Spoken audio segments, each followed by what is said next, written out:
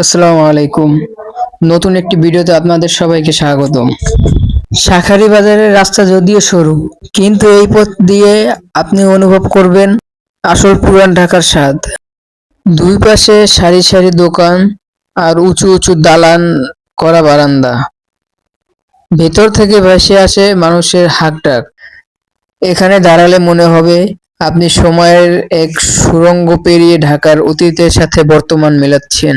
শাঁখারীবাজার থেকে গুলিস্তানের পথে গেলে রাস্তায় চোখে পড়বে ফ্রেশ রোড, জগন্নাথ বিশ্ববিদ্যালয়ের আশেপাশের রাস্তা।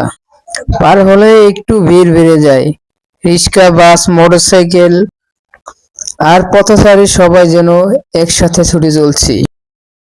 গলির মোড়ে মোড়ে বিরিয়ানি, কাচ্চি আর ফাস্টফুডের দোকান থেকে ভেসে আসে লোভনীয় গন্ধ। অল্প কিছুক্ষণের মধ্যেই পৌঁছে যাবেন গুলিস্তান। একে ঢাকার হৃৎপিণ্ড বললে ভুল হবে না। সারাদিন মানুষ গিজগিজ করা এই এলাকা যেন কখনোই ঘুমায় না। এখানে রয়েছে নিউ মার্কেট, বঙ্গবাজারের পথ, সিনেমা হলের পুরানো চিহ্নহার, অসংখ্য দোকানপাট। গুলিস্তান শুধু কেনাকাটার জায়গা নয়, এটা ঢাকার মানুষের আড্ডা, কর্মব্যস্ততা আর জীবনের প্রতিচ্ছবি।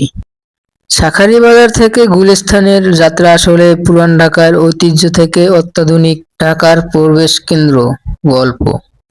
ইতিহাস, কোলাহল আর মানুষের জীবন রং সব মিশে যায় এই পথে।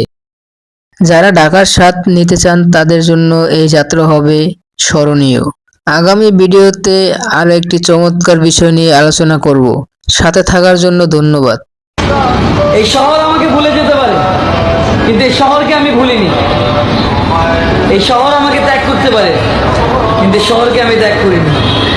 আমি আসবো, ফিরে আবার আসবো তোমারই শহরে।